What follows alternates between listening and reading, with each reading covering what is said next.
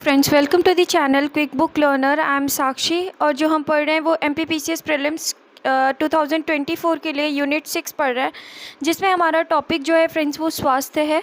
और ये जो लेक्चर होगा ये निर्माण IAS की बुक से डेडिकेटेड है। फ्रेंड्स, स्वास्थ्य के बारे में अगर हम देखें तो कुशल मानव संसाधन विकास हेतु अच्छा स्वास्थ्य आवश्यक है। स्वतंत्रता के बाद से ही मध्य प्रदेश में स्वास्थ्य सेवाओं की शुरुआत हुई। देश व राज्य के चहुमुखी विकास हेतु स्वास्थ्य संकेतकों के अनुरूप स्वास्थ्य संबंधी सेवाओं का संचालन जरूरी है। स्वास्थ्य संबंधी अगर हम ढांचा देखें तो राष्ट्रीय स्वास्थ्य नीति 2000 के अनुसार मध्य प्रदेश में त्रिस्तरीय स्वास्थ्य संबंधी ढांचा देखने को मिलता है। तो ध्यान रखना है, राष्ट्रीय स्वास्थ्य नीति 2000 के अनुसार अगर हम देखें तो मध्य प्रदेश में त्रिस्तरीय स्वास्थ्य संबंधी ढांचा देखने को मिलता है। मध्य प्रदेश में स्वास्थ्य संबंधी त्रिस्तरीय ढांचा जो है वो कैसा है, तो पहले तो उप स्वास्थ्य केंद्र है, उसके बाद प्राथमिक स्वास्थ्य केंद्र है और कौन से हैं, सामुदायिक स्वास्थ्य केंद्र है। उप स्वास्थ्य केंद्र के बारे में बात करें तो 10,111 है, प्राथमिक स्वास्थ्य केंद्र 1,415 और सामुदायिक स्वास्थ्य केंद्र कितने हैं, 353 है। इसके बाद हम बात करते हैं उप स्वास्थ्य केंद्र के बारे में। मध्य प्रदेश में 5,000 की आबादी पर एक उप स्वास्थ्य केंद्र बनाने का प्रावधान है। आर्थिक सर्वेक्षण 2022-23 के अनुसार इनकी कुल संख्या जो है वो कितनी है, 10,111 है। तो मध्य प्रदेश में 5,000 की आबादी पर कितना, एक उप स्वास्थ्य केंद्र बनाने का क्या है, प्रावधान रखा गया है। तो ध्यान रखना है हमें, 5,000 आबादी पर एक उप स्वास्थ्य केंद्र। आर्थिक सर्वेक्षण 2022-23 के अनुसार इनकी कुल संख्या जो है वो कितनी है, 10,111 है। क्योंकि उप स्वास्थ्य केंद्र की जो कुल संख्या है कितनी है, 10,111। नियम के अनुसार मध्य प्रदेश में प्रति 1,000 पर एक उप स्वास्थ्य केंद्र का प्रावधान है, अतः प्रति 5,000 पर एक उप स्वास्थ्य केंद्र का प्रावधान है। अतः यहाँ प्रति 1 लाख जनसंख्या पर 20 उप स्वास्थ्य केंद्र होने चाहिए, किंतु राज्य में इन केंद्रों की संख्या केवल 17 ही है, जो राज्य में उप स्वास्थ्य केंद्रों की कम उपलब्धता को क्या करता है, दर्शाता है। तो यहाँ प्रति 1 लाख जनसंख्या पर कितने, 20 उप स्वास्थ्य केंद्र होने चाहिए, लेकिन राज्य में अगर हम बात करें तो जो उप स्वास्थ्य केंद्र हैं उनकी संख्या कितनी है, केवल 17 ही है, जो कि कम उपलब्धता को क्या करता है, दर्शाता है। इसके बाद हम बात करते हैं प्राथमिक स्वास्थ्य केंद्र की। मध्य प्रदेश में प्रत्येक 30,000 की आबादी पर एक प्राथमिक स्वास्थ्य केंद्र बनाने का क्या है, प्रावधान रखा गया है। आर्थिक सर्वेक्षण 2022-23 के अनुसार मध्य प्रदेश में कुल प्राथमिक स्वास्थ्य केंद्रों की संख्या 1415 है, मतलब 1,415 है। वर्ष 2018-19 में आर्थिक सर्वेक्षण के अनुसार राज्य में कुल प्राथमिक स्वास्थ्य केंद्रों की संख्या कितनी है, 1,199 है और सापेक्ष रूप से 1,053 डॉक्टर उपलब्ध थे। अतः राज्य में 146 प्राथमिक स्वास्थ्य केंद्र बिना डॉक्टरों की उपलब्धता के संचालित हो रहे हैं। तो ध्यान रखना है हमें कि आर्थिक सर्वेक्षण 2022-23 के अनुसार मध्य प्रदेश में कुल प्राथमिक स्वास्थ्य केंद्रों की संख्या 1,415 है। और अगर हम देखें वर्ष 2018-19 के आर्थिक सर्वेक्षण के अनुसार राज्य में कुल प्राथमिक स्वास्थ्य केंद्रों की संख्या 1,199 और सापेक्ष रूप से 1,053 डॉक्टर उपलब्ध थे। अतः राज्य में 146 प्राथमिक स्वास्थ्य केंद्र बिना डॉक्टर के क्या हैं, बिना डॉक्टर की उपलब्धता के संचालित हो रहे हैं। इसके बाद सामुदायिक केंद्र के बारे में अगर हम देखें तो राज्य में प्रत्येक 1.20 लाख की आबादी पर एक प्राथमिक स्वास्थ्य केंद्र बनाने का क्या है, प्रावधान रखा गया है। और वहीं पे अगर हम आदिवासी क्षेत्र में देखें तो कितना, 80,000। तो राज्य में प्रत्येक 1.20 लाख की आबादी पर एक प्राथमिक स्वास्थ्य केंद्र बनाने का प्रावधान है। आर्थिक सर्वेक्षण 2022-23 के अनुसार राज्य में कुल सामुदायिक स्वास्थ्य केंद्रों की संख्या कितनी है, तो 353 है। इसके बाद हम कुल स्वास्थ्य केंद्रों के बारे में अगर देखें तो मध्य प्रदेश में कुल स्वास्थ्य केंद्रों की संख्या वर्ष 2018-19 में नगरीय परिवार कल्याण केंद्रों सहित 11,890 थी, जिसके अनुसार राज्य में प्रति 100 वर्ग किलोमीटर पर 3.41 स्वास्थ्य केंद्र उपलब्ध हैं। तो कुल स्वास्थ्य केंद्र में हमने क्या देखा कि कुल स्वास्थ्य केंद्रों की संख्या वर्ष 2018-19 में नगरीय परिवार कल्याण केंद्रों सहित 11,890 थी, जिसके अनुसार राज्य में प्रति 100 वर्ग किलोमीटर पर 3.41 स्वास्थ्य केंद्र क्या थे, उपलब्ध हैं। मध्य प्रदेश में कुल स्वास्थ्य केंद्रों की संख्या आर्थिक सर्वेक्षण 2022-23 में नगरीय परिवार कल्याण केंद्रों सहित 12,066 थी। मध्य प्रदेश में स्वास्थ्य केंद्रों की उपलब्धता का औसत राष्ट्रीय औसत से कम है। ध्यान रखना है, मध्य प्रदेश में स्वास्थ्य केंद्रों की उपलब्धता का जो औसत है वो राष्ट्रीय औसत से कम है। इस कारण प्रत्येक उप स्वास्थ्य केंद्र को 30 वर्ग किलोमीटर के क्षेत्र को कवर करते हुए स्वास्थ्य सेवाओं की आपूर्ति करनी पड़ रही है। इसके बाद हम देखते हैं मध्य प्रदेश में स्वास्थ्य केंद्रों की उपलब्धता संबंधी आंकड़ों के बारे में। 23 अप्रैल 2020 को राज्य में सभी स्तर के कुल सार्वजनिक क्षेत्र के स्वास्थ्य केंद्रों की संख्या 14,332 है, हिंदी ग्रंथ अकादमी के अनुसार। तो ध्यान रखना है, 23 अप्रैल 2020 को राज्य में सभी स्तर के कुल सार्वजनिक क्षेत्र के स्वास्थ्य केंद्रों की संख्या जो है वो कितनी है, तो 14,332 है। राज्य में प्रति 100 वर्ग किलोमीटर पर औसत रूप से 4.65 स्वास्थ्य केंद्र क्या हैं, उपलब्ध हैं। इसी आधार पर राज्य के श्योपुर जिलों में उपलब्धता का यह औसत घनत्व 2.0 मतलब सर्वाधिक न्यूनतम है, तथा झाबुआ जिले का यह औसत घनत्व 9.64 सर्वाधिक है। तो ध्यान रखना है हमें कि अगर हम बात करें किसके बारे में, स्वास्थ्य केंद्रों की संख्या के बारे में, तो अगर हम देखें तो राज्य के श्योपुर जिलों में जो ये उपलब्धता है का ये औसत है वो सबसे न्यूनतम है, और झाबुआ जिले में क्या है, सबसे अधिक है। मध्य प्रदेश के 51 जिलों में से 28 जिलों में स्वास्थ्य केंद्रों की उपलब्धता का औसत राज्य के औसत 4.65 से क्या है, कम है। तो मध्य प्रदेश के 51 जिलों में से 28 जिलों में स्वास्थ्य केंद्रों की उपलब्धता का जो औसत है वो राज्य के औसत 4.65 से कम है। शेष 23 जिलों में स्वास्थ्य केंद्रों की उपलब्धता का औसत राज्य के कुल औसत से क्या है, अधिक है। राज्य में स्वास्थ्य केंद्रों की उपलब्धता में निम्न घनत्व वाले जिले कौन से हैं, तो ये हमें ध्यान रखना है कि अगर हम बात कर रहे हैं राज्य में स्वास्थ्य केंद्रों की उपलब्धता में निम्न घनत्व वाले जिलों की अगर हम बात करें तो सबसे पहले श्योपुर आता है, उसके बाद डिंडोरी, और फिर तीसरे नंबर पे कौन आता है, पन्ना आता है। स्वास्थ्य केंद्रों के घनत्व और प्रति स्वास्थ्य केंद्र द्वारा सेवित क्षेत्र का विपरीत संबंध है। घनत्व बढ़ने के साथ केंद्र से द्वारा सेवा प्रदान किए जाने वाला क्षेत्र छोटा होता जाता है। इसी कारण सर्वाधिक घनत्व वाला जो जिला है वो कौन सा है, झाबुआ है। कितना, 10.4 वर्ग किलोमीटर के साथ सबसे ज़्यादा कहाँ पे, झाबुआ में घनत्व देखा गया, और सर्वाधिक न्यूनतम घनत्व वाला जिला जो है वो कितना, कौन है, श्योपुर है, 49.3 वर्ग किलोमीटर क्षेत्र के अंतर्गत आता है। इसके बाद हम बात करें जनसंख्या स्वास्थ्य केंद्र अनुपात और स्वास्थ्य केंद्र द्वारा सेवित जनसंख्या का विपरीत संबंध होता है। प्रति स्वास्थ्य केंद्र जनसंख्या का दबाव डिंडोरी जिले में 3200 व्यक्ति से लेकर भोपाल जिले में 12,067 व्यक्ति तक है। भोपाल, इंदौर और ग्वालियर में यह दबाव 8,000 व्यक्ति से क्या है, अधिक है। इसके बाद राज्य में जिन जिलों का औसत स्वास्थ्य केंद्रों की उपलब्धता के रूप में अधिक है उनका विस्तार निम्न 3 पेटियों में दिखाई पड़ता है। तो ध्यान रखना है, जिन जिलों का औसत स्वास्थ्य केंद्र की उपलब्धता के रूप में अधिक है वहाँ पे उनका विस्तार जो है निम्न 3 पेटियों के रूप में क्या दिखाई पड़ता है। देखते हैं कौन कौन सी 3 पेटियां हैं। तो 3 पेटियां हैं, कौन सी, पश्चिमी क्षेत्र, दक्षिणी क्षेत्र और उत्तरी क्षेत्र। ध्यान रखना है, पश्चिमी क्षेत्र, दक्षिणी क्षेत्र और उत्तरी क्षेत्र। पश्चिमी क्षेत्र में कौन कौन से जिले आते हैं, झाबुआ, अलीराजपुर, धार, बड़वानी, खरगोन, इंदौर, रतलाम, उज्जैन और भोपाल। दक्षिणी क्षेत्र में रीवा, सतना, सीधी, शहडोल, अनूपपुर, कटनी, जबलपुर और मंडला।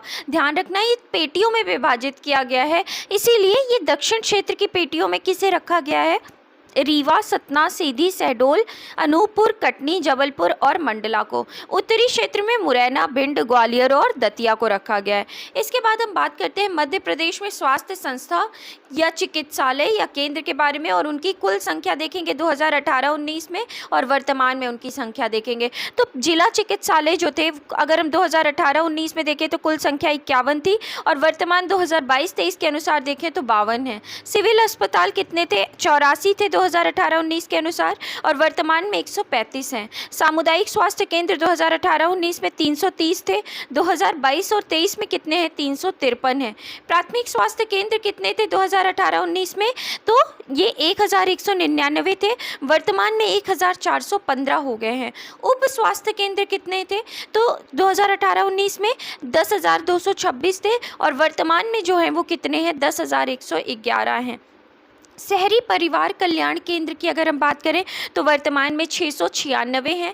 6 रोग अस्पताल 7 हैं, पॉलीक्लिनिक 6 हैं, ट्रॉमा सेंटर 51 हैं। ग्राम आरोग्य केंद्र कितने हैं, तो ये जो हैं ये कितने हैं, 49,864 हैं। इसके बाद कैंसर चिकित्सालय 3 है, मानसिक चिकित्सालय कितने हैं, 2 हैं। और ये जो हमने देखा है इसकी जानकारी का स्रोत क्या है? तो स्वास्थ्य एवं परिवार कल्याण मंत्रालय, भारत सरकार, आरएचएस सांख्यिकी 2019 तथा मध्य प्रदेश स्वास्थ्य संचालनालय, हेल्थ इंस्टीट्यूशन, मार्च 2019। और क्या स्रोत है? तो आर्थिक सर्वेक्षण 2022-23 स्वास्थ्य सेवा संचालनालय रिपोर्ट के अनुसार। इसके बाद हम बात करते हैं मातृ शिशु स्वास्थ्य सूचकांक के बारे में। तो 2015-16 में ये जो दिया गया था, ये नेशनल फैमिली सर्वे हेल्थ रिपोर्ट जो 4th वाली आती है उसके हिसाब से, तो परिवार नियोजन की किसी आधुनिक विधि का उपयोग का जो प्रतिशत है वो कितना है? 49.6% है। प्रसव पूर्व 3 अथवा अधिक जांच कराने वाली माताओं का प्रतिशत कितना है? तो 36.3% है। प्रसव पूर्व की सभी जांच कराने वाली माताओं का प्रतिशत जो है वो 11.4% है। संस्थागत प्रसव का प्रतिशत 80.8। प्रसव पूर्ण उपरांत 2 सप्ताह में स्वास्थ्य सेवा पाने वाली माताओं का प्रतिशत 56.9%। 12 से 23 माह के पूर्ण टीकाकृत बच्चों का प्रतिशत कितना है? तो 53.6% है। 12 से 23 माह के खसरे का टीका पाने वाले बच्चों का प्रतिशत तो 79.6% है। 12 से 23 माह के कोई भी टीका ना पाने वाले बच्चों का प्रतिशत कितना है? तो 6.1% है। इसके बाद अगर हम देखें तो गांव स्तर पर प्रचार प्रसार के बावजूद भी केवल 16% गर्भवती महिलाएं ही प्रसव पूर्व सभी जांच कराती हैं। संस्थागत प्रसव यद्यपि बढ़ा है, फिर भी 82% गर्भवती महिलाएं ही प्रसव के लिए अस्पताल जा पाती हैं। अभी भी राज्य में 4 जिले ऐसे हैं जहां 30% से कम संस्थागत प्रसव कराए गए हैं। और ये जिले कौन कौन से हैं? तो इन जिलों में नाम आता है डिंडोरी, सीधी, मंडला और बड़वानी का। कौन कौन से हैं? डिंडोरी, सीधी, मंडला और बड़वानी हैं।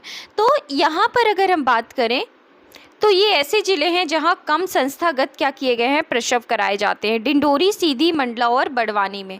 इसके बाद हम बात करते हैं मध्य प्रदेश में स्वास्थ्य की स्थिति के बारे में। HMIS रिपोर्ट के अनुसार बाल टीकाकरण के संदर्भ में मध्य प्रदेश की पूर्ण टीकाकरण की अनुपातिक उपलब्धि जो है वो कितनी है? 93% है। अच्छे स्वास्थ्य और खुशहाली सूचकांक में मध्य प्रदेश का देश में राज्यों की तुलना में 25वां स्थान है। तो ध्यान रखना है, अच्छे स्वास्थ्य और खुशहाली सूचकांक में मध्य प्रदेश का देश में राज्यों की तुलना में कौन सा स्थान है? 25वां। नमूना पंजीकरण सर्वेक्षण 2021 के अनुसार, जिसे सैंपल रजिस्ट्रेशन सर्वे भी कहते हैं, मध्य प्रदेश में प्रति 1000 जीवित जन्म पर शिशु मृत्यु दर 43 है।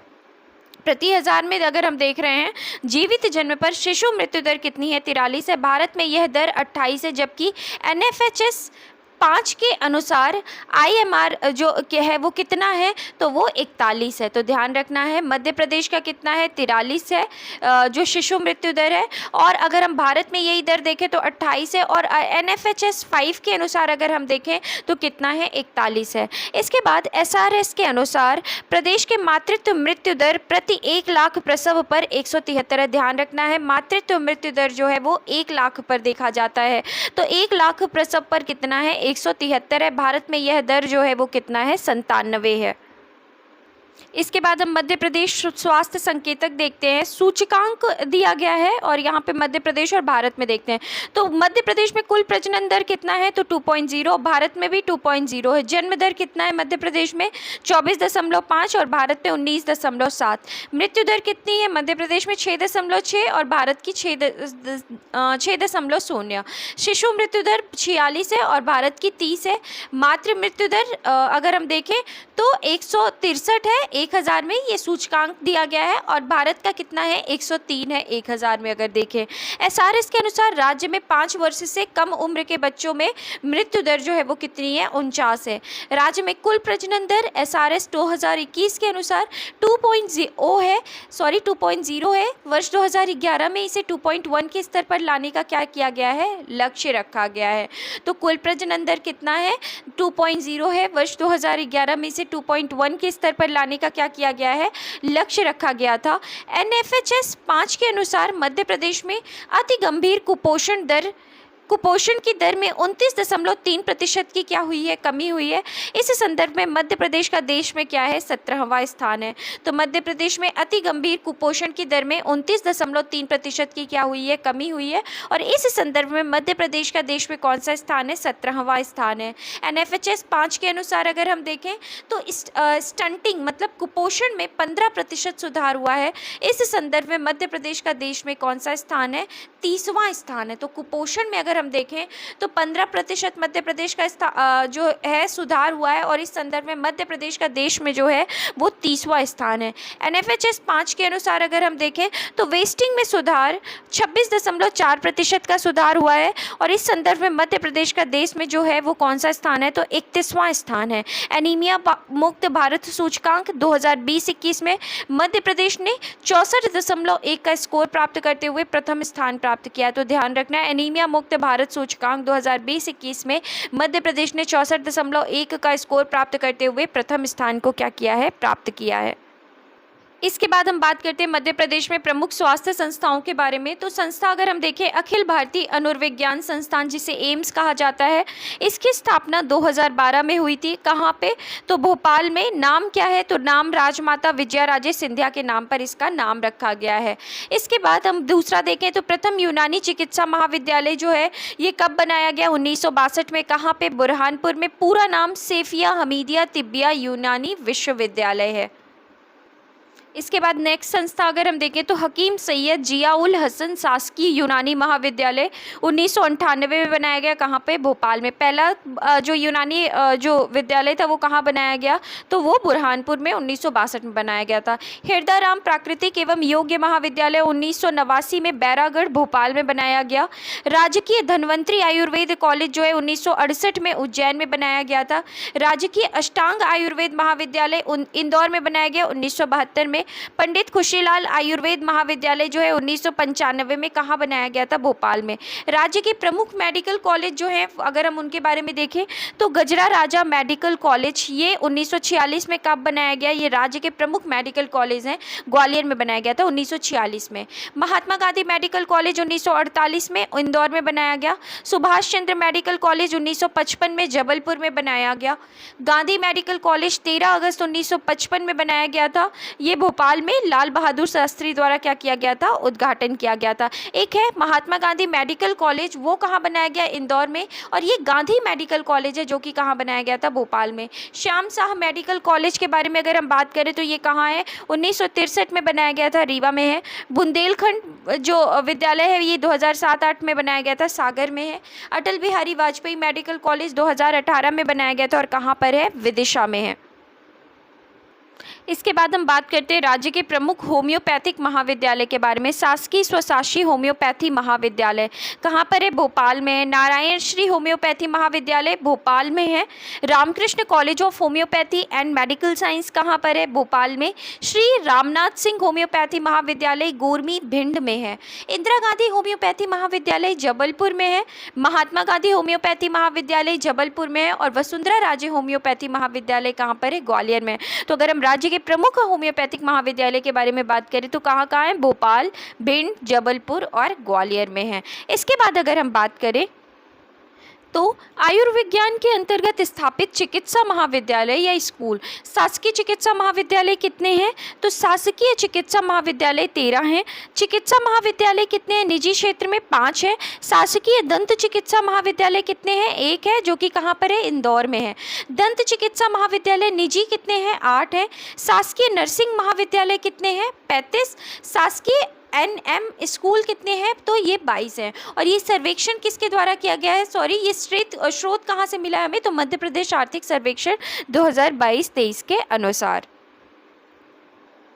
अब हम बात करते हैं मध्य प्रदेश में स्वास्थ्य से संबंधित प्रमुख योजनाओं के बारे में। सबसे पहले हम कौन सी योजना पढ़ते हैं, आयुष्मती योजना।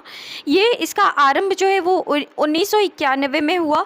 इसका उद्देश्य क्या है, तो गरीब महिलाओं को बेहतर चिकित्सा सुविधा उपलब्ध कराना। आयुष्मती योजना प्रारंभ जो हुआ 1991 में, उद्देश्य क्या है, गरीब महिलाओं को बेहतर चिकित्सा सुविधा उपलब्ध कराना। दूसरी योजना हम पढ़ रहे हैं वंदे मातरम योजना। 2004 में शुरुआत हुई वंदे मातरम योजना की। उद्देश्य उद्देश्य है गरीब महिलाओं को प्रसव पूर्व और प्रसव पश्चात निःशुल्क स्वास्थ्य सेवाएं व परामर्श को क्या करना, उपलब्ध कराना। दीनदयाल अंत्योदय उपचार योजना की शुरुआत 2004 में हुई थी। गरीब परिवारों को बीमारी की अवस्था में निःशुल्क उपचार सुविधा कर देना दीनदयाल अंत्योदय उपचार योजना का क्या है, उद्देश्य है। इसके बाद धन्वंतरी विकास खंड योजना की जो शुरुआत है 2005 में हुई। प्रत्येक बच्चा स्वस्थ हो तथा प्रत्येक महिला स्वास्थ्य की दृष्टि से बेहतर हो, धन्वंतरी विकास खंड योजना का क्या है, उद्देश्य है। जननी सुरक्षा योजना की अगर हम बात करें तो शुरुआत 2005 में हुई।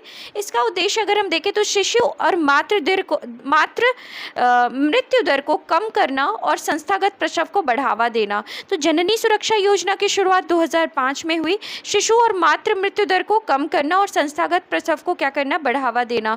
राष्ट्रीय ग्रामीण स्वास्थ्य मिशन का एक घटक है। यह पूरी तरह केंद्रीय सहायता से क्या होता है, लागू होता है। कौन सी योजना, जननी सुरक्षा योजना। इसके बाद अगर हम देखें जननी एक्सप्रेस योजना, इसकी भी शुरुआत 2005 में हुई। उद्देश्य है गर्भवती महिलाओं को 24 घंटे परिवहन सुविधा उपलब्ध कराया जाए। नेक्स्ट है विजयाराजे जननी कल्याण योजना, 2006 में शुरुआत हुई। इसका उद्देश्य है संस्थागत प्रसव को बढ़ावा देना। बाल शक्ति योजना की शुरुआत 2006 में हुई। कुपोषण की दर को कम करना क्या है, उद्देश्य है। दीनदयाल चलित अस्पताल योजना की शुरुआत 2006 में हुई।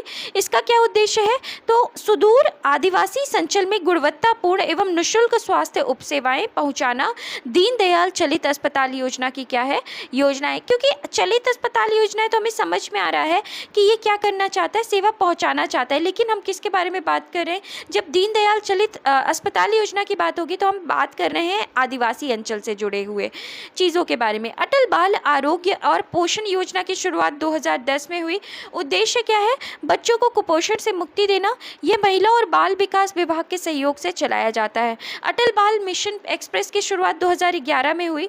अटल बाल आरोग्य और पोषण मिशन के अंतर्गत संचालित किया गया। अटल बाल मित्र योजना 2011 में शुरू हुई। महिलाओं और बच्चों के स्वास्थ्य और पोषण की स्थिति में सुधार लाना और आंगनवाड़ी केंद्रों के प्रभावी संचालन से जुड़ा हुआ है। अटल बाल मित्र योजना की शुरुआत 2011 में। उद्देश्य क्या है, महिलाओं एवं बच्चों के स्वास्थ्य और पोषण की स्थिति में सुधार लाना और आंगनवाड़ी केंद्रों के प्रभावी संचालन।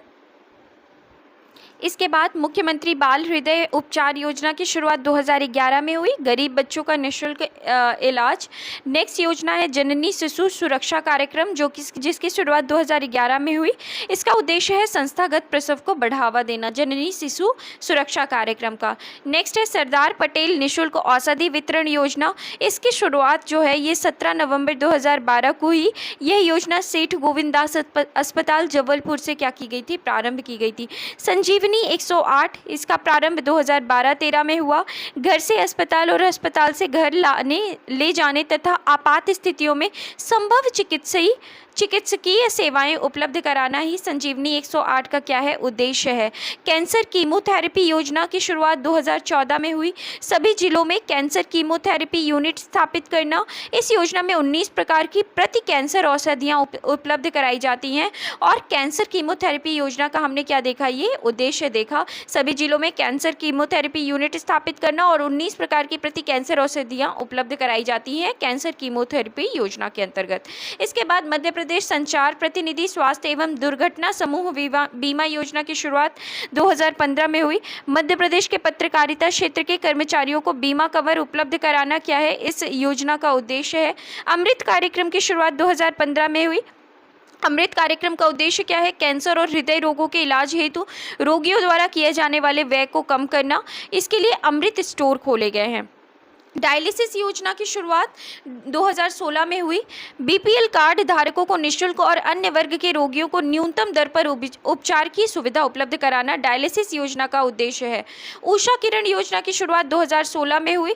घरेलू हिंसा से पीड़ित महिलाओं एवं बालिकाओं की विधिक पुलिस सहायता, परामर्श, चिकित्सकीय सहायता तथा पुनर्वास की सुविधा उपलब्ध कराने के उद्देश्य से ये उषा किरण योजना के अंतर्गत क्या है, उद्देश्य है। और इसकी शुरुआत कब हुई, 2016 में। अंतरा योजना की शुरुआत 2017 में हुई। उद्देश्य क्या है? बच्चों के जन्म में अंतराल रखने और बढ़ती हुई जनसंख्या को रोकना। दूसरा क्या उद्देश्य है? इसके अंतर्गत अंतरा नामक इंजेक्शन से महिलाएं 5 वर्ष तक अनचाहे गर्भ से क्या कर सकेंगी? छुटकारा पा सकेंगी। नेक्स्ट है आयुष्मान मध्य प्रदेश निरामियम। इसकी शुरुआत जो हुई ये कब हुई? 15 अगस्त 2017 को। आयुष्मान भारत योजना के अंतर्गत राज्य में यह योजना संचालित है। प्रदेश में इसे लागू करने हेतु दीनदयाल स्वास्थ्य परिषद का क्या किया गया है? गठन किया गया। इसके बाद प्रधानमंत्री मातृ वंदना योजना की शुरुआत वर्ष 2017-18 में। उद्देश्य क्या है? तो यह योजना राज्य के सागर और छिंदवाड़ा जिले से क्या की जा रही है? संचालित की जा रही है। तो ध्यान रखना है, प्रधानमंत्री मातृ वंदना योजना जो है ये मध्य प्रदेश के सागर और छिंदवाड़ा जिले से क्या की जा रही है? संचालित की जा रही है। प्रधानमंत्री जन आरोग्य योजना की शुरुआत 23 सितंबर 2018 को हुई थी। प्रधानमंत्री जन आरोग्य योजना की शुरुआत 23 सितंबर 2018 को मध्य प्रदेश शासन द्वारा। अब तक इस योजना के अंतर्गत राज्य में 3.50 करोड़ हितग्राहियों को आयुष्मान कार्ड प्रदान किए जा चुके हैं। जीवन अमृत योजना की शुरुआत 28 अप्रैल 2020 को। इस योजना को इम्यूनिटी बढ़ाओ योजना के नाम से भी जाना जाता है। जीवन अमृत योजना को इम्यूनिटी बढ़ाओ योजना के नाम से भी जाना जाता है, जिसकी शुरुआत कब हुई? 28 अप्रैल 2020 को। अब हम बात करते हैं प्रमुख अभियानों के बारे में। तो सबसे पहले प्रमुख अभियान में किसके बारे में देखते हैं? बाल संजीवनी अभियान के बारे में। बाल संजीवनी अभियान का आरंभ जो है वो अप्रैल 2006 में हुआ। उद्देश्य क्या था? कुपोषण से मुक्ति। इसके बाद नेक्स्ट अगर हम देखें तो मंगल दिवस कार्यक्रम शुरुआत 2007-8 में हुई। प्रथम मंगलवार गोद भराई, द्वितीय मंगलवार अन्नप्राशन, तृतीय मंगलवार जन्म दिवस, चतुर्थ मंगलवार किशोरी बालिका दिवस। और आंगनवाड़ी केंद्रों में गर्भवती महिलाओं को आयरन, फॉलिक, नारियल, सिंदूर, चूड़ियाँ आदि सामग्री दी जाती थी। तो मंगल दिवस कार्यक्रम के बारे में हमने देखा 2007-8 में प्रारंभ हुआ। प्रथम मंगलवार, द्वितीय मंगलवार और तृतीय मंगलवार, चतुर्थ मंगलवार, इस तरीके से क्या किया गया है? इसे मंगलवार में कार्यक्रम आयोजित किए गए हैं। प्रथम मंगलवार को गोद भराई, द्वितीय मंगलवार को अन्नप्राशन, तृतीय मंगलवार को जन्म दिवस और चतुर्थ मंगलवार को किशोरी बालिका दिवस। आंगनवाड़ी केंद्रों में गर्भवती महिलाओं को आयरन, फॉलिक, नारियल, सिंदूर, चूड़ियाँ आदि सामग्री दी जाती हैं। ममता अभियान के बारे में अगर हम देखें तो 11 अप्रैल 2013 से शुरुआत किया गया इस अभियान को। शुरुआत कहाँ से हुई? भोपाल से। मातृ मृत्यु अनुपात, शिशु मृत्यु दर, कुल प्रजनन दर में कमी लाना क्या है? उद्देश्य रखा गया है ममता अभियान का।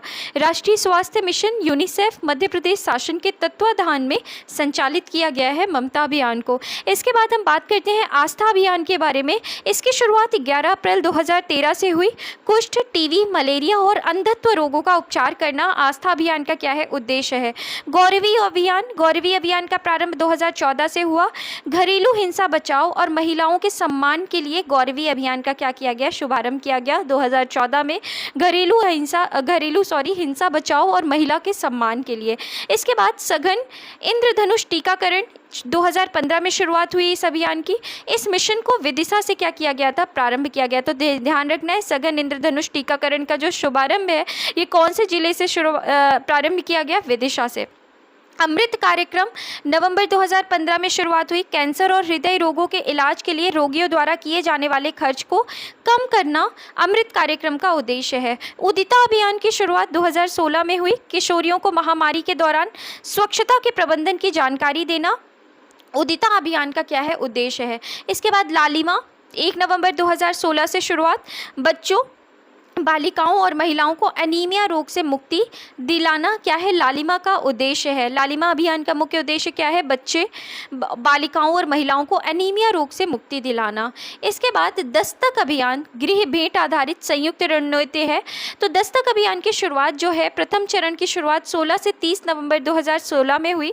प्रदेश में 5 वर्ष से कम उम्र के बच्चों में बाल मृत्यु दर को कम करना दस्तक अभियान का क्या है? उद्देश्य है। और प्रमुख नारा क्या है? दरवाजा खटखटाओ, जापानी इंसेफेलाइटिस को दूर भगाओ। तो जो दस्तक अभियान का प्रमुख नारा क्या है? दरवाजा खटखटाओ और जापानी इंसेफेलाइटिस को दूर भगाओ। सुपोषण अभियान के बारे में अगर हम देखते हैं तो सुपोषण अभियान की शुरुआत 2 अक्टूबर 2019 को हुई। कुपोषण के खिलाफ आंगनवाड़ी को गोद लेने के लिए शुरू किया गया है। तो सुपोषण अभियान की शुरुआत 2 अक्टूबर 2019 में हुई। कुपोषण के खिलाफ आंगनवाड़ी को गोद लेने के लिए शुरू किया गया क्या है? अभियान है। इसके बाद सांस अभियान। सांस का फुल फॉर्म याद रखना है हमें। सांस में एस जो है वो सोशल के लिए है, ए अवेयरनेस, जो सेकंड ए है वो एंड के लिए, and action to neutralise pneumonia. तो ध्यान रखना है सांस में फुल फॉर्म क्या है, social, awareness and action, N से क्या है न्यूट्रलाइज, और एस से क्या है सक्सेसफुली। तो social awareness and action to neutralise pneumonia successfully, ये सांस अभियान का क्या है फुल फॉर्म है। 2019 में इसका आरंभ हुआ और निमोनिया के कारण शिशु मृत्यु दर में कमी लाना इसका क्या है, सांस योजना का मुख्य उद्देश्य है। निरोगी काया अभियान के बारे में अगर हम बात करें तो इसकी शुरुआत 2019 में हुई। इस अभियान का क्रियान्वयन आरोग्यम हेल्थ एंड वेलनेस स्वास्थ्य केंद्र द्वारा किया जा रहा है। मुस्कान अभियान की शुरुआत जनवरी 2021 में हुई। महिला जागरूकता और उनके सम्मान के लिए शुरू किया गया है। पंख अभियान की शुरुआत 24 जनवरी 2021 में हुई, बालिकाओं के समग्र विकास हेतु। दीनबंधु अभियान की शुरुआत 1 फरवरी 2021 में कहां से शुरुआत की गई है, इंदौर से। दीनबंधु अभियान की 1 फरवरी 2021 में इस अभियान को शुरू किया गया। इसका क्या मतलब है या क्या उद्देश्य है, तो फुटपाथ पर रहने वाले लोगों और भिक्षावृत्ति में संलग्न व्यक्तियों के पुनर्वास तथा स्वास्थ्य से संबंधित दीनबंधु अभियान है। इसके बाद हम बात करते हैं कार्य अभियान के बारे में। 2020-21 में शुरुआत हुई। इसके अंतर्गत 30 वर्ष से अधिक उम्र धारकों के असंचारी रोगों का उपचार किया जाएगा। मिशन सेहत 21 जुलाई 2022 से शुरुआत की गई। मध्य प्रदेश के सरकारी अस्पतालों का क्या किया जाएगा, उन्नयन किया जाएगा मिशन सेहत के तहत। इसके बाद हम महत्वपूर्ण तथ्य देखते हैं। तो मध्य प्रदेश में वर्ष 1981 में लोक स्वास्थ्य और परिवार कल्याण विभाग के अंतर्गत चिकित्सा शिक्षा की स्थापना की गई, जिसे 15 जून 1995 को लोक कल्याण स्वास्थ्य एवं परिवार कल्याण विभाग तथा मध्य प्रदेश चिकित्सा शिक्षा में क्या किया गया, विभाजित कर दिया गया। तो मध्य प्रदेश में वर्ष 1981 में लोक स्वास्थ्य एवं परिवार कल्याण विभाग के अंतर्गत चिकित्सा शिक्षा की स्थापना की गई, जिसे 15 जून 1995 को लोक कल्याण स्वास्थ्य और परिवार कल्याण विभाग तथा मध्य प्रदेश चिकित्सा शिक्षा में क्या कर दिया गया, विभाजित कर दिया गया। नोट दिया गया है कि 23 से 24 जनवरी 2024 को मंत्रिपरिषद की बैठक ने इन दोनों विभागों को विलय करके लोक स्वास्थ्य एवं शिक्षा विभाग के रूप में पुनर्गठन करने की क्या की है, मंजूरी दे दी है। इसके बाद hub and spoke model lab जांच सुविधा से संबंधित है। तो ध्यान रखना है हब एंड स्पोक मॉडल जो है ये लैब जांच सुविधा से क्या है, संबंधित है। वेट लीज मॉडल जो है वो स्वास्थ्य जांच से संबंधित मॉडल है। नियोनेटल क्या है, हाई डिपेंडेंसी यूनिट। नवजात शिशु मृत्यु दर में कमी लाने हेतु प्रदेश के उच्च स्वास्थ्य संस्थानों में इसकी स्थापना की जा रही है। NHDU जिसको बोलते हैं क्या है full form, neonatal high dependency unit. नवजात शिशु मृत्यु दर में कमी लाने हेतु प्रदेश के उच्च स्वास्थ्य संस्थानों में इसकी क्या की जा रही है, स्थापना की जा रही है। 27 मार्च 2014 को WHO के द्वारा भारत सहित दक्षिण पूर्व एशिया के 10 अन्य देशों को पोलियो मुक्त घोषित किया गया है। तो ध्यान रखना है 27 मार्च 2014 को WHO के द्वारा भारत सहित दक्षिण पूर्व एशिया के 10 अन्य देशों को पोलियो मुक्त क्या किया गया है, घोषित किया गया है। मध्य प्रदेश में मलेरिया कार्यक्रम यूनिसेफ, विश्व बैंक और केंद्र सरकार की मदद से संचालित किया जा रहा है। नेक्स्ट पॉइंट अगर हम देखें तो मध्य प्रदेश की पहली योग नीति 25 जनवरी 2007 को घोषित की गई। तो ध्यान रखना है मध्य प्रदेश की पहली योग नीति 25 जनवरी 2007 को क्या की गई है, घोषित की गई है। इसके बाद सूर्य नमस्कार मध्य प्रदेश के स्कूलों में 25 जनवरी 2007 से प्रारंभ हुआ। सूर्य नमस्कार मध्य प्रदेश के स्कूलों में कब से, 25 जनवरी 2007 से। राज्य में आशा दिवस 28 जनवरी को स्वास्थ्य विभाग द्वारा बनाया जाता है। तो ध्यान रखना है आशा दिवस जो है वो 28 जनवरी को स्वास्थ्य विभाग द्वारा क्या होता है, मनाया जाता है। इसके बाद वित्त वर्ष 2022-23 में स्वास्थ्य के लिए 13,642 करोड़ का अनुदान किया गया है। तो वित्त वर्ष 2022-23 में स्वास्थ्य के लिए कितना, 13,642 करोड़ का क्या किया गया है, अनुदान किया गया है। गरीबों की थाली खेसारी दाल मध्य प्रदेश शासन द्वारा प्रतिबंध, कारण क्या है, इसके सेवन से लैथरिज्म नामक रोग होता है जिससे पैरों में अपंगता आती है। तो ध्यान रखना है गरीबों की थाली में क्या किया गया है, खेसारी दाल मध्य प्रदेश शासन द्वारा क्या किया गया है, प्रतिबंध किया गया है। इसके कारण क्या होता है, तो लैथरिज्म नामक रोग होता है जिससे पैरों में क्या होती है, अपंगता आती है। इसके बाद नेक्स्ट पॉइंट अगर हम देखें तो मध्य प्रदेश की मदर टेरेसा के रूप में प्रसिद्ध तथा आदिवासी क्षेत्रों में एनीमिया और कुपोषण का उपचार करने वाली लीला जोशी रतलाम जिले से संबंधित है, जिन्हें वर्ष 2019 में पद्मश्री से सम्मानित किया गया है। बहुत इंपॉर्टेंट पॉइंट है। तो मध्य प्रदेश की मदर टेरेसा किसे कहा जाता है? लीला जोशी को। कहाँ से संबंधित है? रतलाम जिले से। इन्होंने क्या किया है? तो इन्होंने आदिवासी क्षेत्रों में एनीमिया और कुपोषण का उपचार करने वाली हैं ये लीला जोशी, रतलाम जिले से संबंधित है, जिन्हें वर्ष 2019 में पद्मश्री से क्या किया गया है? सम्मानित किया गया है। इसके बाद निर्माण कैप्सूल हम देखते हैं। तो सबसे पहले हम बात करते हैं आरोग्यम केंद्र के बारे में। हेल्थ एंड वेलनेस सेंटर है। मध्य प्रदेश में प्राथमिक स्वास्थ्य केंद्र और उप स्वास्थ्य केंद्रों को हेल्थ एंड वेलनेस सेंटर्स के रूप में विकसित किया जा रहा है। वर्तमान में इन्हें क्या कहा जा रहा है? आरोग्यम केंद्र नाम दिया गया है। प्रदेश में कुल 11.14 हजार केंद्रों को आरोग्यम केंद्र के रूप में विकसित करने का लक्ष्य रखा गया है। तो ध्यान रखना है, प्रदेश में कुल 11.14 हजार केंद्रों को आरोग्यम केंद्र के रूप में विकसित करने का क्या रखा गया है? लक्ष्य रखा गया है। स्वास्थ्य एवं परिवार कल्याण मंत्रालय द्वारा मिशन इंद्रधनुष की शुरुआत। स्वास्थ्य एवं परिवार कल्याण मंत्रालय द्वारा मिशन इंद्रधनुष की शुरुआत 25 दिसंबर 2014 को हुई, जिसमें 7 प्रकार की बीमारियां शामिल है। कौन सी? खसरा, पोलियो, टिटनेस, काली खांसी, तपेदिक, डिप्थीरिया और हेपेटाइटिस। तो ध्यान रखना है कि स्वास्थ्य और परिवार कल्याण मंत्रालय द्वारा मिशन इंद्रधनुष की शुरुआत हुई 25 दिसंबर 2014 को और 7 प्रकार की बीमारियां शामिल है। खसरा, पोलियो, टिटनेस, काली खांसी, तपेदिक, डिप्थीरिया और हेपेटाइटिस। जबकि मिशन इंद्रधनुष 4.0 की शुरुआत 7 फरवरी 2022 को हुई है। तो इंद्रधनुष, मिशन इंद्रधनुष जो है उसका जो चौथा चरण है, जो 4.0 की शुरुआत जो है वो 7 फरवरी 2022 को हुई थी। इसके बाद मध्य प्रदेश के शहडोल जिले से प्रधानमंत्री मोदी द्वारा सिकल सेल एनीमिया उन्मूलन मिशन 1 जुलाई 2023 को शुरू किया गया है। मध्य प्रदेश के शहडोल जिले से प्रधानमंत्री मोदी द्वारा सिकल सेल एनीमिया उन्मूलन मिशन 1 जुलाई 2023 को शुरू किया गया है। भारत सरकार द्वारा सिकल सेल एनीमिया उन्मूलन का लक्ष्य वर्ष 2047 रखा गया है। तो ध्यान रखना है, सिकल सेल एनीमिया उन्मूलन का जो लक्ष्य है वो भारत सरकार द्वारा वर्ष 2047 रखा गया है। 19 जून को सिकल सेल रोग जागरूकता दिवस मनाया जाता है। तो इस तरीके से हमने देखा। इसके बाद हम बात करें तो सबसे स्वच्छ कैंटोनमेंट बोर्ड का अवार्ड महू को प्राप्त हुआ है। प्रदेश का इंदौर शहर 7वीं बार देश का सबसे स्वच्छ शहर बना है। प्रदेश की राजधानी भोपाल ने देश की सबसे स्वच्छ राजधानी का पुरस्कार जीता है। स्वच्छ सर्वेक्षण की बेस्ट परफॉर्मिंग राज्य की श्रेणी में मध्य प्रदेश ने दूसरा स्थान प्राप्त किया, जबकि प्रथम स्थान पर कौन रहा है? तो महाराष्ट्र रहा है। तो स्वच्छ सर्वेक्षण की बेस्ट परफॉर्मिंग राज्य की श्रेणी में मध्य प्रदेश ने दूसरा स्थान प्राप्त किया, जबकि प्रथम स्थान पर महाराष्ट्र रहा है। इसके बाद नेक्स्ट पॉइंट अगर हम देखें तो प्रदेश की राजधानी भोपाल देश का 5वां सबसे साफ शहर है। प्रदेश से मीजल्स रूबेला को वर्ष 2023 तक उन्मूलन करने का लक्ष्य है। तो ध्यान रखना है कि अगर हम बात कर रहे हैं मध्य प्रदेश से, तो मीजल्स रूबेला को वर्ष 2023 तक उन्मूलन करने का क्या रखा गया है? लक्ष्य रखा गया है। क्षय रोग का वर्ष 2025 तक उन्मूलन करने का लक्ष्य रखा गया है। प्रदेश सरकार कुष्ठ रोग, मलेरिया तथा फाइलेरिया को वर्ष 2030 तक उन्मूलन करने की दिशा में कार्य कर रही है। तो प्रदेश सरकार जो है वो कुष्ठ रोग, मलेरिया एवं फाइलेरिया को वर्ष 2023 तक उन्मूलन करने की दिशा में कार्य कर रही है। ध्यान रखना है हमको, मीजल्स रूबेला का जो उन्मूलन वर्ष है 2023 है, क्षय रोग का 2025 है, कुष्ठ रोग, मलेरिया और फाइलेरिया का वर्ष 2030 है। नशा मुक्त भारत अभियान के अंतर्गत प्रदेश दूसरे देश में प्रथम स्थान पर रहा है। तो नशा मुक्त भारत अभियान के अंतर्गत प्रदेश जो है पूरे देश में प्रथम स्थान पर रहा है तथा देश के चिन्हांकित 272 जिलों में दतिया जिला प्रथम स्थान पर रहा है। नशा मुक्त हम बात करें किसके बारे में? नशा मुक्त भारत अभियान के अंतर्गत प्रदेश जो है वो पूरे देश में प्रथम स्थान पर रहा है तथा देश के चिन्हांकित 272 जिलों में दतिया जिला जो है वो प्रथम स्थान पर रहा है। न्यायदर्श पंजीयन प्रणाली के आधार पर प्रदेश में माह सितंबर 2020 की स्थिति में प्रति 1000 व्यक्तियों पर जन्म दर एवं मृत्यु दर क्रमशः 24.1 एवं 6.5 रही है। तो ध्यान रखना है, न्यायदर्श पंजीयन प्रणाली के आधार पर प्रदेश में माह सितंबर 2020 की स्थिति में प्रति 1000 व्यक्तियों पर जन्म दर जो है वो कितनी? 24.1 और मृत्यु दर जो है वो 6.5 रही है।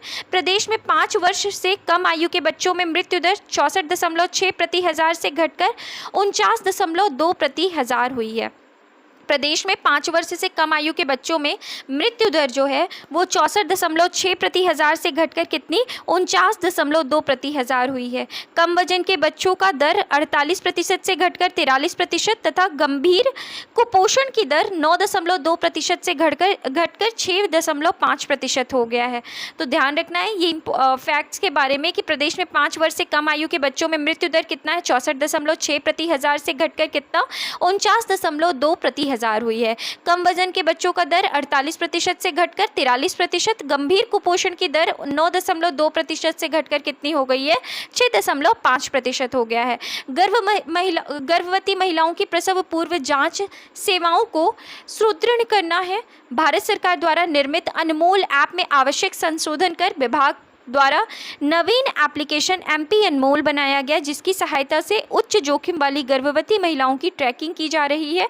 साथ ही कम से कम एक चेकअप चिकित्सक या CHO द्वारा किया जाता है। मध्य प्रदेश में आयुर्विज्ञान विश्वविद्यालय अधिनियम 2011 दिनांक 6 मई 2011 को मध्य प्रदेश राज्यपत्र में प्रकाशित हुआ। इसके अंतर्गत मध्य प्रदेश आयुर्विज्ञान विश्वविद्यालय का क्षेत्राधिकार संपूर्ण मध्य प्रदेश में है। तो अगर हम बात करें मध्य प्रदेश में आयुर्विज्ञान विश्वविद्यालय अधिनियम 2011 दिनांक 6 मई 2011 को मध्य प्रदेश राज्यपत्र में प्रकाशित हुआ और इसके अंतर्गत मध्य प्रदेश आयुर्विज्ञान विश्वविद्यालय का क्षेत्राधिकार जो था वो कहाँ हो गया संपूर्ण मध्य प्रदेश में। सरकार द्वारा स्वास्थ्य पर व्यय को बढ़ाकर सकल घरेलू उत्पाद की प्रतिशतता को वर्तमान में 1.5% से बढ़ाकर 2.5% कर दिया गया है। मध्य प्रदेश राज्य एड्स नियंत्रण समिति का गठन राज्य में वर्ष 1998 को किया गया है। तो मध्य प्रदेश राज्य एड्स नियंत्रण समिति का गठन जो है वो राज्य में वर्ष 1998 को किया गया। इसके बाद नेक्स्ट पॉइंट अगर हम देखें तो दीनदयाल अंत्योदय मिशन समिति का गठन रजिस्ट्रार्ड फार्म एवं सोसाइटी अधिनियम 1973 के तहत किया गया है। दीनदयाल अंत्योदय मिशन समिति का गठन रजिस्ट्रार फार्म एंड सोसाइटी अधिनियम 1973 के तहत किया गया है। मध्य प्रदेश शासन द्वारा पुनरीक्षित 6 नियंत्रण वर्ष 1998 में प्रारंभ किया गया था। तो ध्यान रखना है मध्य प्रदेश शासन द्वारा पुनरीक्षित 6 नियंत्रण वर्ष कब प्रारंभ किया गया 1998 में। मध्य प्रदेश में पहली मानव विकास की रिपोर्ट सन 1995 में तैयार की गई थी। पहली मध्य प्रदेश में मानव विकास की रिपोर्ट जो है वो कब तैयार की गई 1995 में। मानव विकास की दृष्टि से उस समय राज्य में 5 जिले उभर कर आए। इंदौर और भोपाल मानव विकास में सबसे आगे थे। इसके बाद ग्वालियर, रायसेन और छिंदवाड़ा जिलों का क्या था स्थान था। तो मानव विकास की दृष्टि में सबसे आगे कौन थे इंदौर और भोपाल, उसके बाद ग्वालियर, रायसेन और छिंदवाड़ा जिले का क्या था स्थान था। विशेष अगर हम देखें तो केंद्र सरकार मानव अंग प्रत्यारोपण अधिनियम 1994 द्वारा प्रदत्त शक्तियों का प्रयोग करते हुए मानव अंग प्रतिरोपण नियम 1995 के अंतर्गत मानव अंग तथा मानव अंग ऊतक प्रतिरोपण नियम 2014 के तहत प्रदेश में प्रत्यारोपण को बढ़ावा दिया जा रहा है। तो ध्यान रखना है कि केंद्र सरकार मानव अंग प्रत्यारोपण अधिनियम 1994 द्वारा प्रदत्त शक्तियों का प्रयोग करते हुए मानव अंग प्रतिरोपण नियम 1995 के अंतर्गत मानव अंग तथा मानव अंग ऊतक प्रतिरोपण नियम 2014 के तहत प्रदेश में प्रत्यारोपण को बढ़ावा दिया जा रहा है।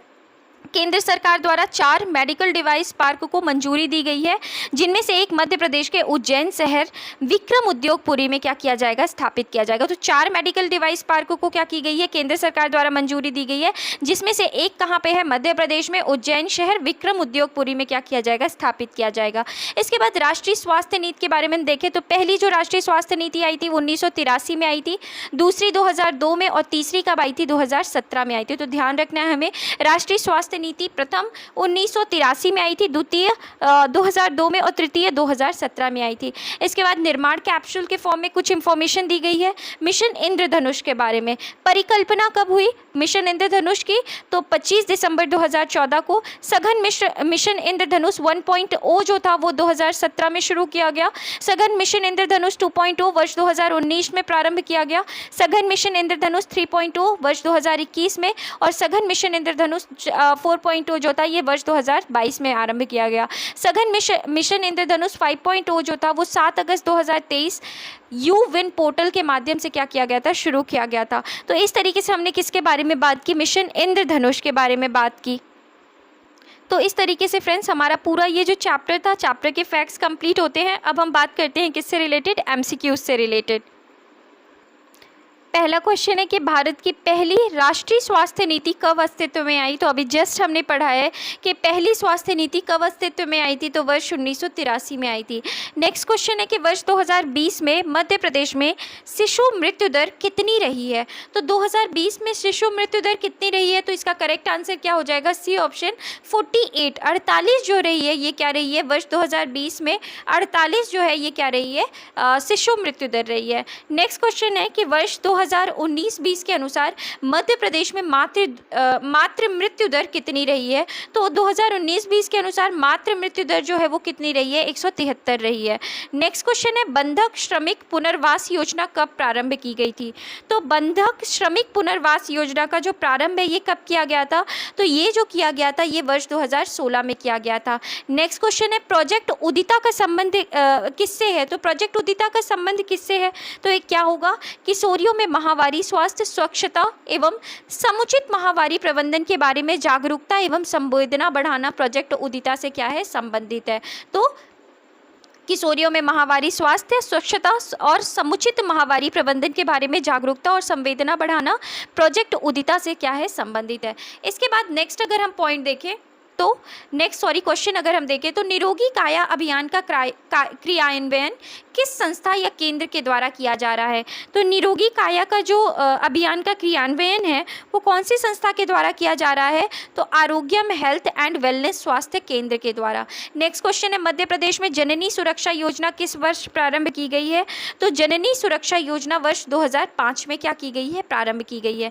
नेक्स्ट क्वेश्चन, इसके बाद नेक्स्ट क्वेश्चन है ममता अभियान का प्रारंभ किस वर्ष किया गया है। तो ममता अभियान का जो प्रारंभ है ये कौन से वर्ष किया गया है, तो इसका करेक्ट आंसर होगा वर्ष 2013 में। नेक्स्ट क्वेश्चन है कि सरदार वल्लभ भाई पटेल निःशुल्क औषधि वितरण योजना का प्रमुख उद्देश्य निम्न में से क्या है। तो इसका करेक्ट आंसर क्या होगा, इसका करेक्ट आंसर होगा कि राज्य की समस्त चिकित्सा संस्थानों में प्रत्येक वर्ग के रोगियों को न्यूनतम आवश्यक औषधियों की निरंतर उपलब्धता सुनिश्चित करना सरदार वल्लभ भाई पटेल निःशुल्क औषधि वितरण योजना का क्या है, प्रमुख उद्देश्य है। इसके बाद नेक्स्ट क्वेश्चन अगर हम देखें तो दीनदयाल चलित अस्पताल योजना कब प्रारंभ की गई। तो कब प्रारंभ की गई, मई 2006 में दीनदयाल चलित अस्पताल योजना को क्या किया गया था, प्रारंभ किया गया था। इसके बाद नेक्स्ट क्वेश्चन है मुख्यमंत्री बाल हृदय उपचार योजना कब प्रारंभ की गई थी। तो कब प्रारंभ की गई है, तो इसका करेक्ट आंसर होगा कि 14 जुलाई 2011 को मुख्यमंत्री बाल हृदय उपचार योजना क्या की गई थी, प्रारंभ किया गया। इसके बाद नेक्स्ट क्वेश्चन है दीनदयाल अंत्योदय उपचार योजना के अंतर्गत प्रति परिवार प्रतिवर्ष कितने हजार रुपए की सीमा तक उपचार करा सकते हैं। तो कितने हजार तक, रुपए 20,000 तक की सीमा तक क्या कर सकते हैं, उपचार करा सकते हैं। नेक्स्ट क्वेश्चन है जननी एक्सप्रेस योजना कब प्रारंभ की गई है। तो जननी एक्सप्रेस योजना जो है ये कब प्रारंभ की गई, वर्ष 2005 में। नेक्स्ट क्वेश्चन है राष्ट्रीय मानसिक स्वास्थ्य कार्यक्रम कब प्रारंभ हुआ। तो राष्ट्रीय मानसिक कार्यक्रम जो है ये कब प्रारंभ किया गया था, ये वर्ष 1982 में प्रारंभ किया गया था। कब प्रारंभ किया गया था, राष्ट्रीय मानसिक स्वास्थ्य कार्यक्रम वर्ष 1982 में प्रारंभ किया गया। इसके बाद नेक्स्ट क्वेश्चन है अमृत कार्यक्रम का उद्देश्य क्या है। तो अमृत कार्यक्रम का उद्देश्य क्या है, अमृत कार्यक्रम का जो उद्देश्य है वो कैंसर और हृदय रोगों के इलाज के लिए रोगियों द्वारा किए जाने वाले खर्च को क्या करना, कम करना अमृत कार्यक्रम का क्या है, उद्देश्य है। इसके बाद नेक्स्ट है सरकार द्वारा स्वास्थ्य पर व्यय को बढ़ाकर सकल घरेलू उत्पाद की प्रतिशतता को वर्तमान के 1.5% से बढ़ाकर कितना किया गया है। तो कितना किया गया है, 2.5% किया गया है। नेक्स्ट क्वेश्चन है मध्य प्रदेश राज्य एड्स नियंत्रण समिति का गठन कब किया गया। तो एड्स नियंत्रण समिति का गठन जो है ये वर्ष 1998 में किया गया। नेक्स्ट क्वेश्चन है दीनदयाल अंत्योदय मिशन समिति का गठन किस अधिनियम के तहत किया गया। तो इसका करेक्ट आंसर क्या होगा, दीनदयाल अंत्योदय मिशन समिति का गठन रजिस्ट्रार फार्म एंड सोसाइटी अधिनियम 1973 के तहत किया गया। तो इसका करेक्ट आंसर क्या होगा, ए ऑप्शन जो है वो क्या है, बिल्कुल सही है। नेक्स्ट क्वेश्चन है अंतरा योजना का लक्ष्य क्या है। तो बच्चों के जन्म में अंतराल रखना और बढ़ती हुई जनसंख्या को रोकना अंतराल योजना का क्या है, लक्ष्य है। इसके बाद नेक्स्ट क्वेश्चन है लालिमा अभियान का प्रमुख उद्देश्य क्या है। तो लालिमा अभियान का प्रमुख उद्देश्य बालिकाओं और महिलाओं को अनीमिया रोग से मुक्त कराना है। नेक्स्ट क्वेश्चन है सांस अभियान संबंधित है। तो सांस अभियान जो है वो किससे संबंधित है। तो निमोनिया के कारण होने वाली बाल मृत्यु को कम करना जो है ये सांस अभियान का क्या है, प्रमुख उद्देश्य है। इसके बाद नेक्स्ट क्वेश्चन है, Mahatma Gandhi memorial medical college किस शहर में स्थित है? तो इसका करेक्ट आंसर क्या होगा? इसका करेक्ट आंसर होगा इंदौर। कहाँ पर स्थित है? इंदौर में स्थित है। नेक्स्ट क्वेश्चन है, सघन इंद्रधनुष टीकाकरण अभियान कब प्रारंभ किया गया?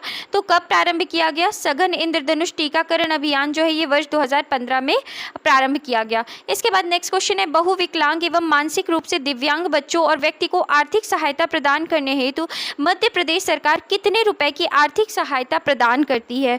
तो कितने रुपए की आर्थिक सहायता प्रदान करती है? तो 600 रुपए की आर्थिक सहायता क्या करती है? प्रदान करती है। इसके बाद नेक्स्ट क्वेश्चन अगर हम देखें तो मध्य प्रदेश के जीवन अमृत योजना कब प्रारंभ की गई? तो मध्य प्रदेश में जीवन अमृत योजना जो है ये कब प्रारंभ की गई? 28 अप्रैल 2020 को प्रारंभ की गई है। क्वेश्चन है, अटल बिहारी वाजपेयी बाल आरोग्य एवं पोषण मिशन मध्य प्रदेश सरकार द्वारा कब से संचालित किया जा रहा है? तो इसका करेक्ट आंसर क्या होगा? इसका करेक्ट आंसर जो होगा वो ऑप्शन बी जो है वो क्या होगा? इसका करेक्ट आंसर होगा। इसके बाद नेक्स्ट क्वेश्चन अगर हम देखें तो प्रधानमंत्री मातृ वंदना योजना किन 2 जिलों में संचालित की जा रही है? तो प्रधानमंत्री मातृ वंदना योजना जो है ये कहाँ संचालित की गई है? तो ये सागर और छिंदवाड़ा में संचालित की जा रही है। नेक्स्ट क्वेश्चन है, मध्य प्रदेश में समेकित बाल संरक्षण योजना कब प्रारंभ हुई? तो समेकित बाल संरक्षण योजना का प्रारंभ जो है ये वर्ष 2009 से माना जाता है। मध्य प्रदेश शासन के द्वारा पुनरीक्षित क्षय नियंत्रण कार्यक्रम कब प्रारंभ किया गया? तो इसका करेक्ट आंसर क्या होगा? तो इसका करेक्ट आंसर जो है ये ऑप्शन सी, मतलब 1998 में पुनरीक्षित क्षय नियंत्रण कार्यक्रम को क्या किया गया था? प्रारंभ किया गया। इसके बाद नेक्स्ट क्वेश्चन है, आयुष्मती योजना संबंधित है। तो आयुष्मती जो योजना है वो किससे संबंधित है? बीपीएल परिवार की महिलाओं को बेहतर चिकित्सा सुविधा उपलब्ध कराना आयुष्मती योजना का प्रमुख उद्देश्य है। इसके बाद नेक्स्ट क्वेश्चन है, मध्याह्न या मिड डे भोजन योजना किस वर्ष शुरू की गई थी? तो मिड डे जो भोजन योजना है इसका शुभारंभ जो है ये कब से किया गया? 1995 से किया गया है। नेक्स्ट क्वेश्चन है, राष्ट्रीय स्वास्थ्य मिशन की जननी सुरक्षा योजना के मुख्य उद्देश्य क्या हैं? तो जननी सुरक्षा योजना के मुख्य उद्देश्य क्या है? तो इसका करेक्ट आंसर होगा माता एवं शिशु की मृत्यु दर को कम करना। तो इसका करेक्ट आंसर क्या होगा? राष्ट्रीय स्वास्थ्य मिशन की जननी सुरक्षा योजना का जो प्रमुख उद्देश्य है माता एवं शिशु की मृत्यु दर को कम करना। इसके बाद नेक्स्ट क्वेश्चन है, ट्राइफेड का मुख्य उद्देश्य कौन सा नहीं है? तो ट्राइफेड का मुख्य उद्देश्य पूछा गया है कि कौन सा नहीं है? तो जनजातियों का आर्थिक विकास, जनजातियों का सामाजिक विकास, कृषि तकनीकी में सुधार, लेकिन पूछा गया है कि कौन सा नहीं है? तो इसमें डी ऑप्शन जो है वो नहीं है। इसके बाद नेक्स्ट क्वेश्चन है, 2019-21 के मध्य हुए राष्ट्रीय परिवार स्वास्थ्य सर्वेक्षण 5 के अनुसार मध्य प्रदेश की कुल शिशु मृत्यु दर कितनी थी? तो मध्य प्रदेश की कुल शिशु मृत्यु दर जो है वो कितनी थी? तो 41.3% थी। ध्यान रखना है हमें, पूछा जा रहा है 2019 से 21 के मध्य हुए राष्ट्रीय परिवार स्वास्थ्य सर्वेक्षण 5 के अनुसार मध्य प्रदेश की कुल शिशु मृत्यु दर कितनी थी? तो 41.3। इसके बाद नेक्स्ट क्वेश्चन है, मध्य प्रदेश का पहला मेडिकल डिवाइस पार्क कहाँ स्थापित किया जा रहा है? तो मध्य प्रदेश का पहला कहाँ किया जा रहा है? उज्जैन में। नेक्स्ट क्वेश्चन है, निम्न में से बालिकाओं के स्वास्थ्य एवं शिक्षा की स्थिति में सुधार के लिए मध्य प्रदेश सरकार की योजना कौन सी है? तो मध्य प्रदेश सरकार की योजना में पहली योजना बेटी बचाओ बेटी पढ़ाओ अभियान, दूसरी लाडली लक्ष्मी योजना। तो लाडली लक्ष्मी योजना का जो है वो किससे जुड़ी हुई है? मध्य प्रदेश की योजना है। इसके बाद सिकल सेल एनीमिया मिशन 2047 का शुभारंभ किस राज्य से किया गया है? तो ये किस राज्य से शुरू किया गया है? मध्य प्रदेश से शुरू किया गया है। इसके बाद नेक्स्ट क्वेश्चन अगर हम देखें तो गाँव की बेटी योजना किस राज्य से जुड़ी हुई है? तो गाँव की बेटी योजना जो है ये कौन से राज्य से जुड़ी हुई है? मध्य प्रदेश राज्य से जुड़ी हुई है। नेक्स्ट है, मध्य प्रदेश को कब पूर्ण रूप से खुले में शौच से मुक्त राज्य जो है वो घोषित किया गया है? तो ये कब घोषित किया गया है? 2 अक्टूबर 2018 को घोषित किया गया। नेक्स्ट क्वेश्चन, अक्टूबर 2022 की स्थिति में मध्य प्रदेश के लोक स्वास्थ्य और परिवार कल्याण मंत्री कौन है? तो 2022 की स्थिति में पूछा जा रहा है, तो इसका करेक्ट आंसर क्या होगा? इसका करेक्ट आंसर जो होगा ये सी नंबर होगा, डॉक्टर प्रभुराम चौधरी। इसके बाद नेक्स्ट क्वेश्चन है, मध्य प्रदेश जननी एक्सप्रेस योजना किस विभाग के अधीन संचालित है?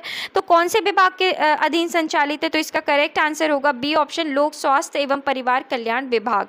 इसके बाद नेक्स्ट क्वेश्चन अगर हम देखें तो मध्य प्रदेश सिकल सेल अभियान का उद्देश्य जनजाति समुदायों में किसकी जागरूकता का प्रसार करना है? तो किसकी जागरूकता का प्रसार करना है? तो इसका करेक्ट आंसर क्या होगा? डी ऑप्शन, उपर्युक्त सभी। सिकल सेल एनीमिया, हीमोग्लोबिनोपैथीज और थैलेसीमिया, ये सभी के जागरूकता का प्रसार करना मध्य प्रदेश सिकल सेल अभियान का उद्देश्य है। नेक्स्ट क्वेश्चन है, मध्य प्रदेश शासन के किस विभाग ने मंगल दिवस योजना की शुरुआत की है? तो मंगल दिवस योजना की जो शुरुआत है वो कौन से विभाग के द्वारा की गई है? तो महिला एवं बाल विकास विभाग के द्वारा की गई है। तो इस तरीके से फ्रेंड्स हमने सारे एमसीक्यूज को भी देखा और सारी इस चैप्टर से रिलेटेड, स्वास्थ्य से रिलेटेड जितने भी इंपॉर्टेंट फैक्ट्स थे उन सभी चीज़ों को हमने देख लिया है। आई होप आपको ये सेशन अच्छा लगा हो। अगर अच्छा लगा हो तो प्लीज़ चैनल को लाइक करें, वीडियो को लाइक करें, शेयर करें और चैनल को सब्सक्राइब नहीं किया तो प्लीज़ सब्सक्राइब कर लें। Thank you.